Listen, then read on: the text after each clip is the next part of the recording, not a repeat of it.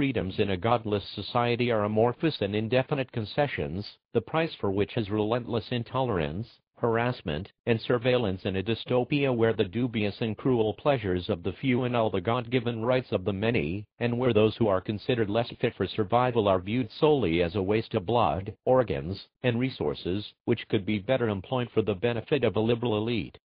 And if, against the mounting odds, a child makes it to full gestation and birth, things don't look an awful lot brighter, as they can expect no compassion and no guidance from this murderous collective of social Darwinists. The engineering of a godless society tending towards the facilitation of genocide is not aimed exclusively against infants. It extends to anyone considered unproductive or surplus to requirements. In a godless utopia, we will all enjoy the freedom to be guilt-tripped into booking a visit to an euthanasia clinic for orderly disposal in the event that we become elderly, unwell, or disabled. Slogans run population control policies, and making the disabled or sick feel that they are nothing more than an evolutionary detour, a burden on society, and a burden to their families, no matter how much their families might claim to love and cherish them, does not sound very civilized and liberating to me. In contrast, far from condoning the belittlement of the vulnerable and the orderly disposal of the elderly, the Bible counsels that, for example, the elderly be held in the highest regard, teaching, among other verses, that, quote, "You shall rise up before the hoary head, and honor the face of the old man." Leviticus, chapter 19, verse 32. Putting aside the moral considerations and implications just for a moment, we must ask a question about the very concept of evolutionary biology as a science.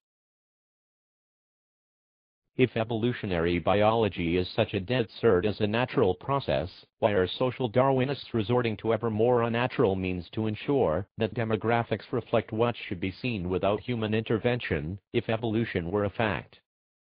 It just doesn't make sense. They obviously don't believe their own media-savvy hype. Perhaps these social Darwinists believe that the railroading of the less fit into state-sponsored demographic suicide is the next step on the path of human evolution. But we've heard this madness before, as history's most notorious monsters have all expounded similar ideologies. Our nations fought to the death against such vile parodies of humanity as history's version of Hitler, so what has changed since the Second World War? When right and wrong and good and evil are relative and fluid, we cannot, unlike the religious and political leaders of the past, send out a rallying call to fight for what is humane and just, when do what thou wilt is paramount. While those who believe in the God of Abraham, Isaac, and Jacob are taught that they have an obligation to fight in defense of human life, even at the expense of their own, the position of the godless is summed up in the following quote. The atheistic or humanistic worldview sees people as autonomous biological entities whose life's purpose is pleasure, and whose end is complete extinction. This view logically results in a self-centered hedonism that sees life as utilitarian, that is, valuable only for what it offers, and sees little value in suffering. The logical conclusion of this perspective, generally denied by most people who hold this view, is nihilism.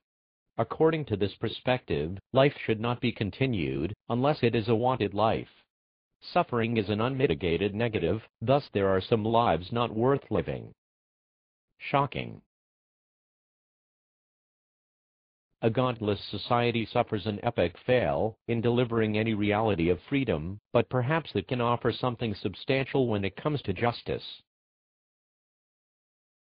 In short, no.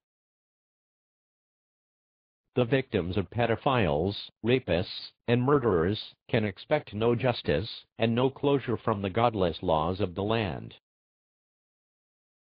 The Murder Act 1965 abolished the death penalty for murder in Britain and replaced it with a mandatory sentence of life imprisonment. In reality, this life sentence is often little more than a decade in Britain's cushy prison housing system, where, among other luxuries, inmates can expect to receive access to a gymnasium, to advanced education programs, and meals which cost more money per person than the meals offered in most state-funded primary and secondary schools.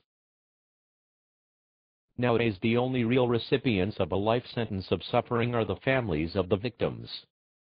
And since the abolition of the death, even the most conservative statistics show that the likelihood of being murdered has more than doubled from what it was in Britain 40 years ago.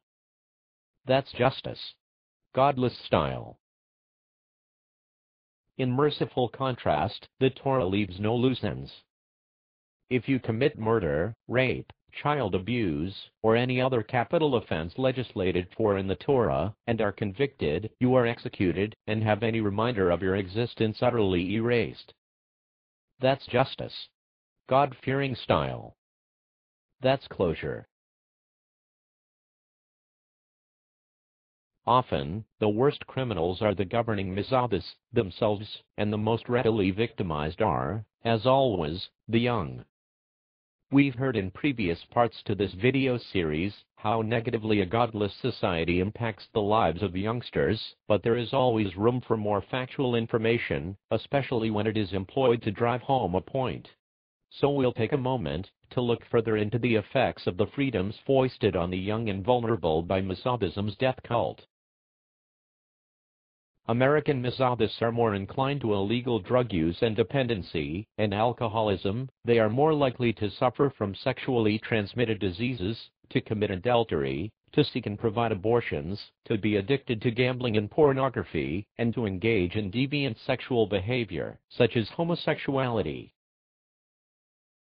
As with the majority of these hedonistic habits, these so-called freedoms of the godless, alcoholism brings yet more suffering to the most vulnerable people in society.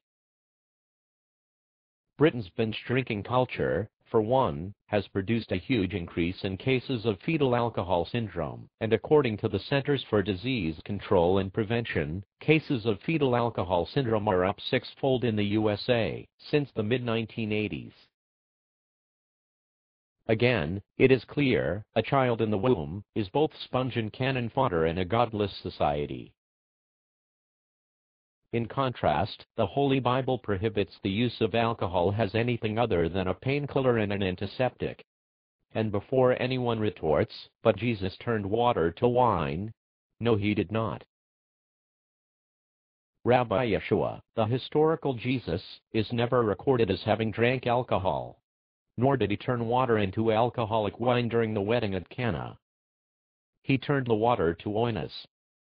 Oinus was used as a term for both fermented and unfermented grape juice. See the link titled Jesus and Wine in this video's description. And let's not forget the American Prohibition movement of the 1920s and 30s was Protestant-driven, not atheist. There are few better ways to conclude them with an insightful quote, particularly when it's one which could easily apply to millions of individuals who tenuously cling to the empty belief that a person can be both godless and moral, let alone free and just.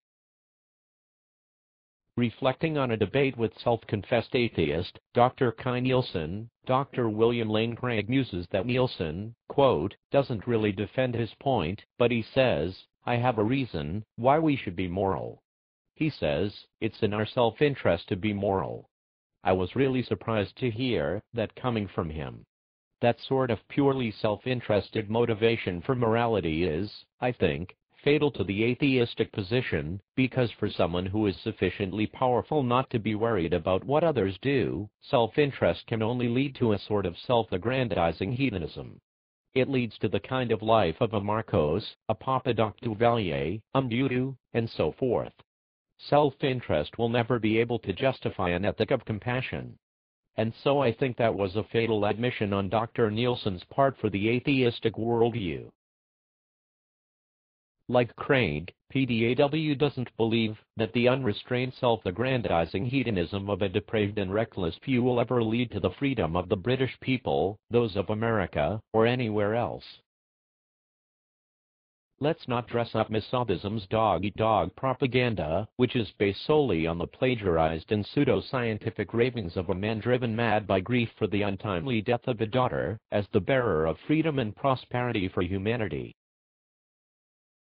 While the ravening hordes of social Darwinists challenge you to swim or sink while cast adrift in a sea of relativism, with no concern for whether or not you are even afforded the equal opportunity to stay afloat in the first place, Rabbi Yeshua calls out, "Come to me, all you who labor and are burdened, and I shall give you rest. Take my yoke upon you, and learn from me, for I am meek and humble in heart, and you shall find rest for your beings." The thief does not come except to steal, and to slaughter, and to destroy. I have come, that they might possess life, and that they might possess it beyond measure. Don't allow the godless and hopeless masses to thieve your life. Don't blithely reject God, and pay the price of existing in a world governed by those who care nothing for you. Take a genuine leap of faith, pray, and study. Then make an informed opinion.